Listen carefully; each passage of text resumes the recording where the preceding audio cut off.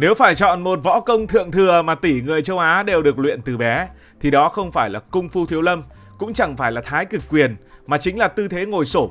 Nghe thì tưởng tầm thường, nhưng đây thực sự là một bí kíp sinh tồn mà người phương Tây khó lòng bắt chước được. Một điều gần như chỉ người châu Á mới có thể làm nổi.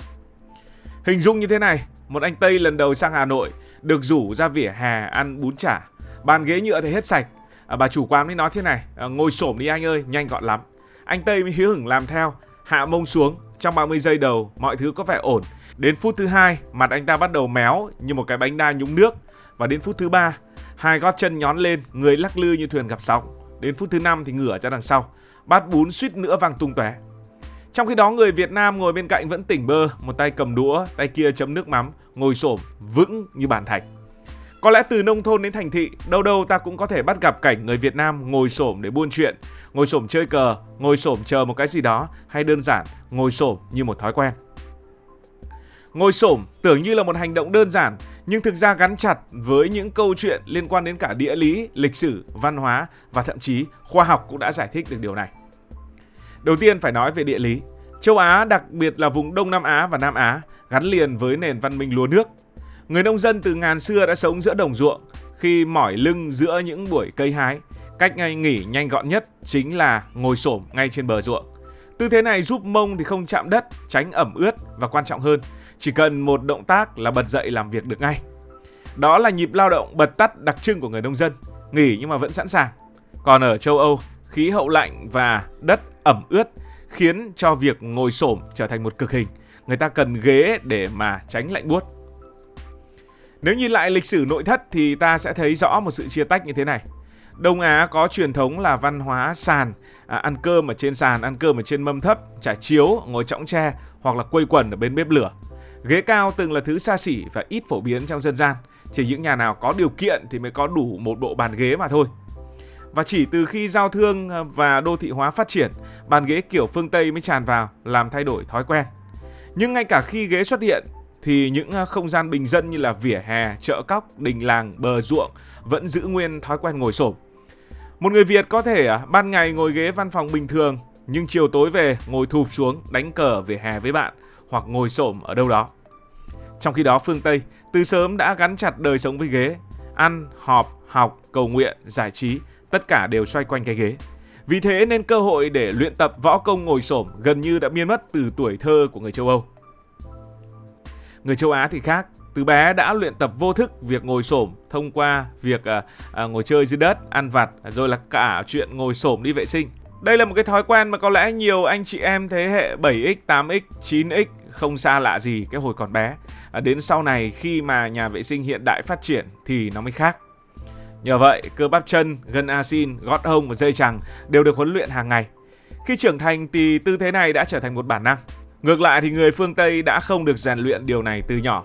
Và chính vì vậy trong giới thể hình còn gọi vui tư thế ngồi xổm tự nhiên là squat kiểu châu Á, như một đặc sản chỉ có ở phương Đông. Nhưng mà nói về ngồi xổm mà chỉ nhắc đến thói quen văn hóa thì chưa đủ, bởi đằng sau đó còn có cả một nền tảng sinh học giúp người châu Á giữ được tư thế này tự nhiên hơn, và khoa học đã giải thích điều này. Đầu tiên phải kể đến tỷ lệ cơ thể. Người châu Á nhìn chung có thân trên dài hơn, còn chân thì lại ngắn hơn so với người châu Âu. Nhiều nghiên cứu nhân chắc học đã đo lường rằng chiều cao phần thân, tức là tính từ hông cho đến đầu của người Đông Á, chiếm khoảng 54 cho đến 55% tổng chiều cao, trong khi người phương Tây chỉ khoảng 52%. Nghe chênh lệch nhỏ, nhưng khi cơ thể và tư thế ngồi xổm thì sự khác biệt chỉ khoảng 2 đến 3% ấy lại cực kỳ quan trọng. Thân dài, chân ngắn đồng nghĩa với việc trọng tâm cơ thể nằm gần mặt đất hơn. Giống như một chiếc cột, nếu nó cao thì dễ đổ, còn thấp thì khó ngã. Bởi vậy người châu Á hạ thấp người xuống sẽ ít bị ngửa ra sau hơn và cảm giác thì vững vàng hơn. Tiếp đến là phần xương đùi. Đây là phần xương chịu trách nhiệm chính khi ta gập gối và hạ mông xuống. Những nghiên cứu cho thấy chiều dài của xương đùi của người châu Á ngắn hơn, đồng thời xương đùi thường dài hơn và ống tủy nhỏ hơn so với người châu Âu. Điều này tạo ra một bộ khung chắc nịch, có thể chịu lực tốt khi cơ thể đặt vào tư thế gập sâu. Người phương Tây thì có xương dài nên khi họ hạ người xuống thấp, lực tác động vào khớp gối và hông lớn hơn khiến họ nhanh mỏi và khó giữ thăng bằng. Người châu Á thì ngược lại, xương ngắn và dày giúp tư thế ngồi xổm dễ được triển khai hơn. Một yếu tố nữa là khớp cổ chân. Đây là bộ phận quyết định xem bạn có ngồi xổm ngon hay không. Để ngồi xổm mà gót vẫn chạm đất, cổ chân phải có biên độ gập lưng khoảng 30 cho đến 35 độ. Người châu Á do từ nhỏ đã chơi đất, ngồi xổm ăn quà vặt, ngồi xổm trong nhà vệ sinh nên dây chằng và cơ quanh mắt cá được kéo giãn thường xuyên, khiến cổ chân mở rộng hơn mức trung bình. Điều này cho phép gót chân bám sát mặt đất, tạo nền tảng vững vàng. Ngược lại thì người châu Âu không có thói quen ấy. Nói tóm lại, sự khác biệt không chỉ đến từ thói quen văn hóa mà còn từ nền tảng sinh học. Thân trên dài, chân ngắn giúp trọng tâm thấp, xương đùi ngắn và dày tạo khung chắc, khớp cổ chân linh hoạt nhờ luyện tập, cơ bắp thích nghi nhờ lặp đi lặp lại hàng ngày. Tất cả kết hợp tạo thành một hệ thống hoàn hảo để hỗ trợ tư thế ngồi xổm. Khoa học đã giải thích hẳn hoi như vậy. Và điều thú vị là tư thế này lại có những lợi ích cho sức khỏe. Các nghiên cứu y học cho thấy khi đi vệ sinh, ngồi xổm giúp trực tràng thẳng hơn so với ngồi bệt. Từ đó quá trình thải bỏ chất kia dễ dàng hơn, giảm nguy cơ táo bón và bệnh trĩ. Nhiều bác sĩ thậm chí còn có lời khuyên đó là hãy kê một chiếc ghế nhỏ dưới chân khi ngồi toilet để mô phỏng góc độ của tư thế ngồi xổm. Ngồi xổm nếu làm đúng cách còn có lợi cho cột sống và tuần hoàn. Khi hạ người xuống, trọng lượng cơ thể phân bổ đều, cột sống được thả lỏng, các khớp hông và mắt cá giữ được độ linh hoạt. Đây là một yếu tố cực kỳ quan trọng khi về già. Người lớn tuổi nào còn ngồi xổm được thường là người giữ được sức khỏe khớp tốt. Tuy nhiên, nếu ai có bệnh về đầu gối thì cần tập một cách cẩn thận, không nên ép sâu quá và có thể bắt đầu bằng việc kê gót chân hoặc dựa lưng vào tường để giảm áp lực. Còn trong thể hình, squat, động tác cơ bản nhất và hiệu quả nhất cũng chính là bắt chước tư thế ngồi xổm. Người châu Á đã tập squat cả đời mà không hề biết, coi như được tập gym miễn phí. Chính vì vậy mà trên mạng xã hội đã xuất hiện một trào lưu, đó là thử thách squat theo kiểu châu Á. Đó là những người phương Tây sẽ tập ngồi xổm như người Á Đông của chúng ta. Nhiều video cho thấy họ cố gắng nhưng mà gót chân cứ phải nhón lên, thân người lắc lư, cuối cùng là ngã ngửa. Trong khi đó một người bán hàng rong bình thường ở ngoài chợ có thể ngồi xổm suốt cả buổi, vẫn đếm tiền, gọi khách, vô tư.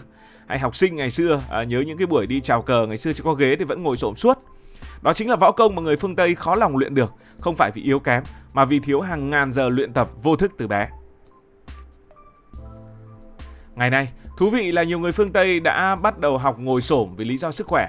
Các huấn luyện viên thể hình, những chuyên gia yoga, những chuyên gia vật lý trị liệu đều khuyên những người học nên tập tư thế này để cải thiện khả năng vận động tự nhiên. Thậm chí còn có những thử thách ở trên mạng xã hội.